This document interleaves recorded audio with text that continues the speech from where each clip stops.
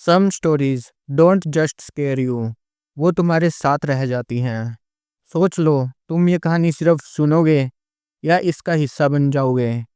नमस्ते दोस्तों, कैसे हो आप? स्वागत है आपका एक और नई कहानी के अंदर।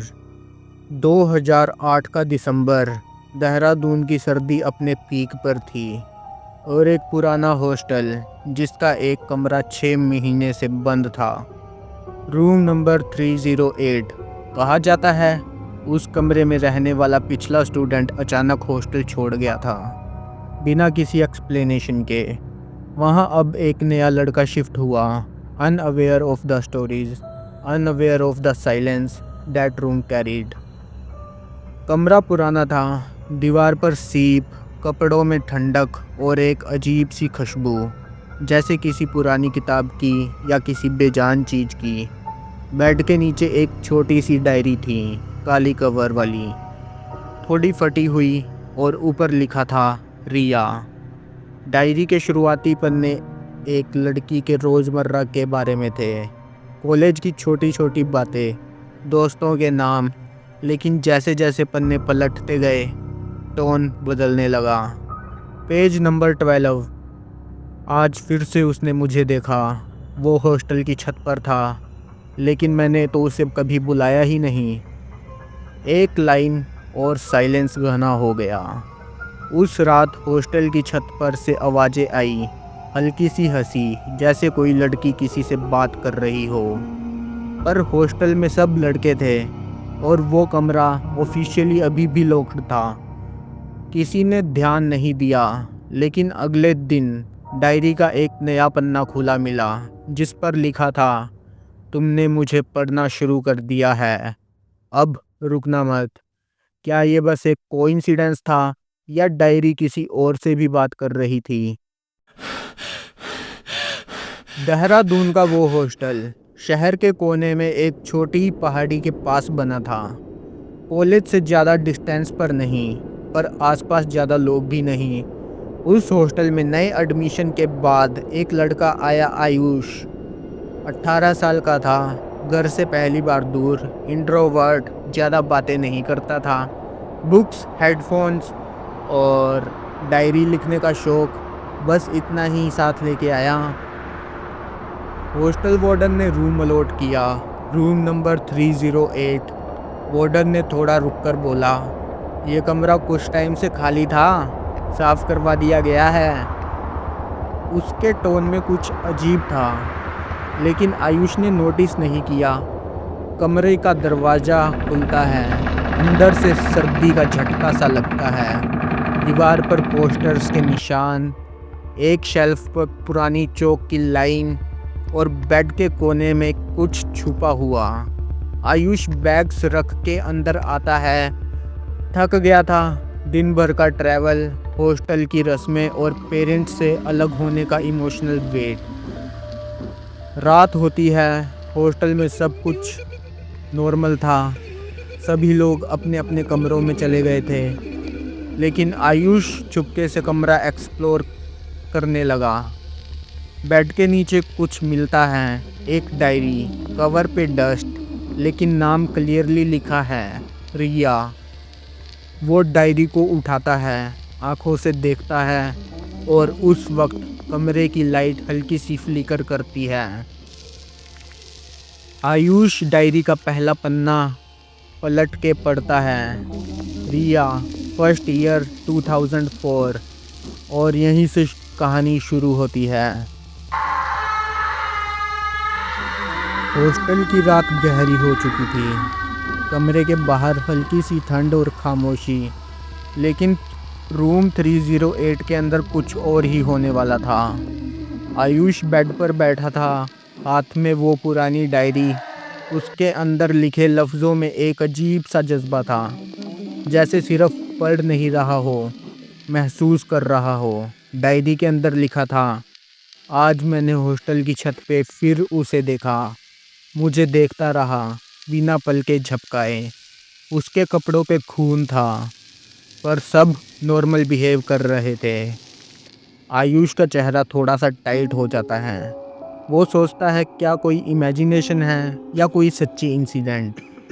तभी कमरे की ट्यूबलाइट फिर से हल्की सी ब्लिंक करती है। विंडो का ग्लास हल्की हवा से हिलता है, लेकिन आवाज़ ज़्यादा होती है, जैसे किसी ने अंदर से धक्का दिया हो। आयुष उठकर विंडो चेक करता है, लेकिन वहाँ कोई नहीं था। वापस बेड पे आता है, डायरी का अगला पन्ना पलटता है, लेकिन ये पेज पुराने इंक से लिखा नहीं था। ये नए बॉल पेन से लिखा गया था, जैसे अभी अभी लिखा गया हो। उस पर लिखा था, तुम पढ़ रहे हो, मुझे अच्छा लग रहा है। आयुष का हाथ फ्रीज हो जाता है। वो डायरी को दोबारा पढ़ता है, लेकिन लिखा हुआ लफ्ज़ हल्का हल्का फेड होने लगता है, जैसे किसी ने जस्ट उसके लिए लिखा हो और अब मिटा रहा हो। बैकग्राउंड में हॉस्टल के कॉरिडोर से आवाज़ आती है, हल्की सी हंसी, लड़की की हंसी, और फिर साइलेंस। आयुष डायरी बंद करता है और उसकी आंखें डायरेक्टली कैमरा की तरफ जैसे देख रही हो। अगली सुबह हॉस्टल में सब कुछ वैसे ही था। स्टूडेंट्स ब्रेकफास्ट के लिए लाइन में, कोई फुटबॉल ग्राउंड में, कोई क्लास के लिए लेट। आयुष भी उठा, लेकिन उसकी आंखों के नीचे डार्क सर्कल्स थे। रात को नींद नहीं आई, पर उसने किसी से कुछ कहा नहीं। डायरी उसके बैग के अंदर थी, लेकिन लगता था जैसे उसके दिमाग उसी के आसपास घूम रहा है। दोपहर का वक्त, सब लोग अपने कमरे में थे, कुछ सो रहे थे। आयुष ने डायरी को फिर से खोला। डायरी में लिखा था, मुझे वो लड़का पसंद नहीं। उसके आने के बाद मैं अकेली हो गई हूँ। क्या वो भी मुझे इग्नोर करेगा? ये लाइन कंफ्यूजिंग थी। आयुष रुक गया। लड़की डायरी में किसी लड़के के बारे में लिख रही थी, लेकिन क्या ये उसी के बारे में था? तभी आयुष का फ़ोन पे नोटिफिकेशन आता है, अननोन नंबर से। You are not ignoring me right? Ayush का फ़ोन हाथ से गिर जाता है। वो मैसेज डिलीट करता है, सोचता है प्रैंक होगा, पर जब फ़ोन उठाता है, लॉक स्क्रीन पर वॉलपेपर बदला हुआ होता है। एक ब्लर्ड सी लड़की की इमेज हॉस्टल की छत पर खड़ी थी। वो तुरंत वॉलपेपर चेंज करता है, पर फ़ोन का फ्रंट कैमरा ऑन होता है और उसमें एक सेकंड के लिए कुछ दिखता है। उसके पीछे एक लड़की। वो तुरंत मुड़कर देखता है, लेकिन पीछे कोई नहीं था।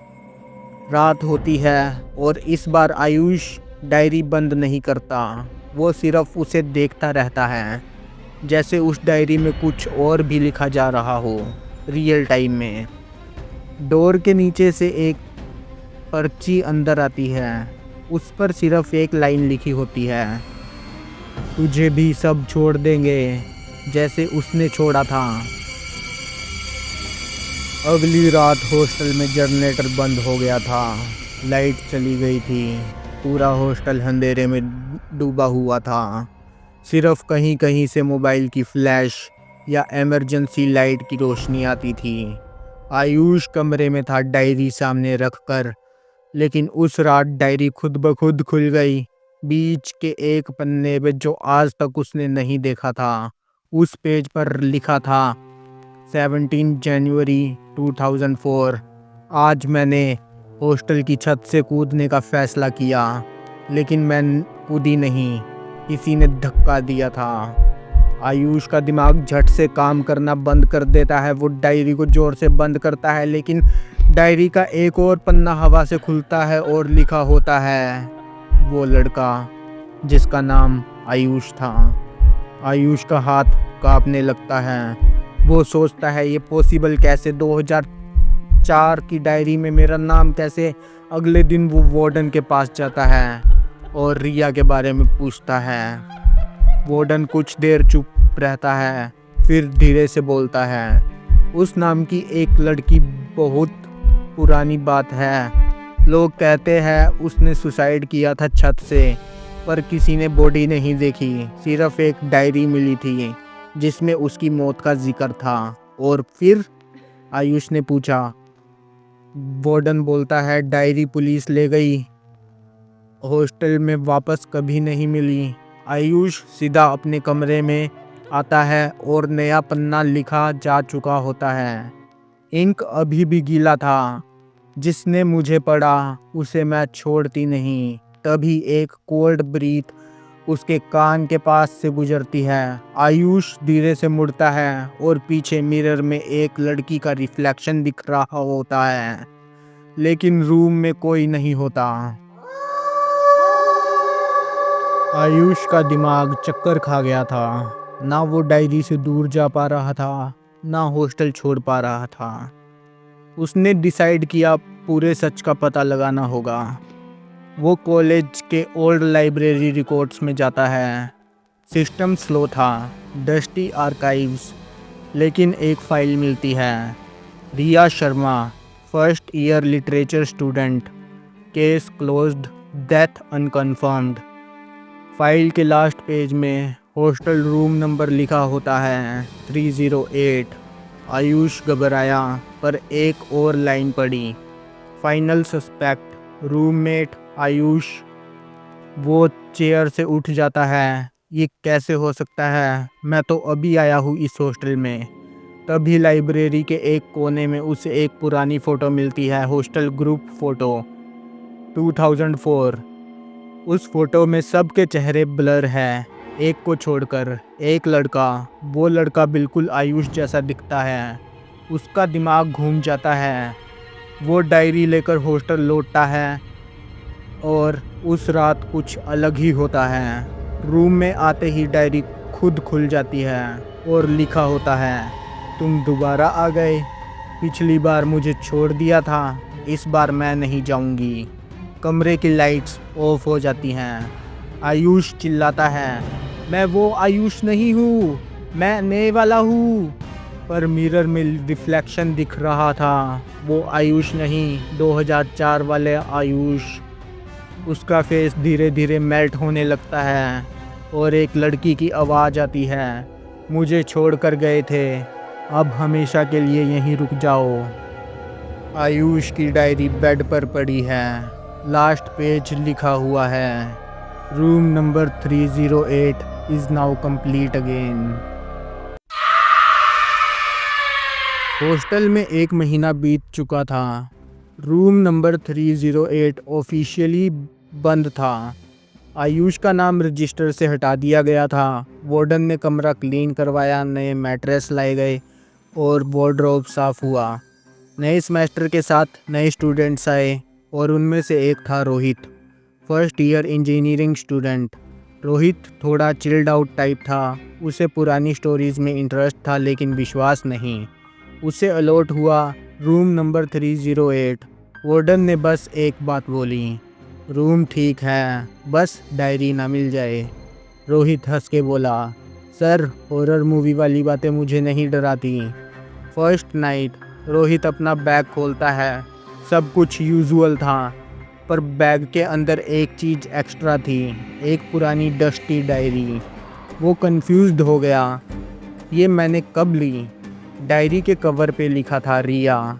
वो उसे पढ़ता है और फर्स्ट पेज ब्लैंक था, पर जैसे ही वो पहला पेज पलटता है, पेन से लिखा दिखाई देता है, तुम्हारा नाम क्या है? रोहित थोड़ा लाफ करता है, क्यूट प्रैंक हाँ। उस रात सिर्फ एक स्लो डोलती लाइट, हॉस्टल के कॉरिडोर और बैकग्राउंड में वही पुरानी हंसी जो आयुष ने भी सुनी थी। रूम नंबर 308 का दरवाज़ा धीरे से बंद होता है अंदर से। हर हॉस्टल में एक कमरा होता है जहां कहानी दोबारा शुरू होती है, और तुम सोच रहे थे कहानी ख़त्म हो गई।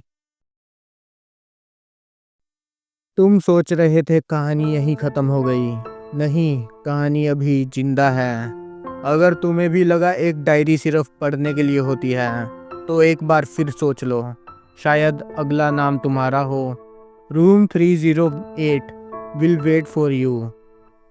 अगर तुम इतना सस्पेंस हैंडल कर सकते हो तो वीडियो को लाइक करो, कमेंट करो और चैनल को सब्सक्राइब कर लो, वरना अगला पेज ब्लैंक नहीं रहेगा। आपकी रात शुभ हो।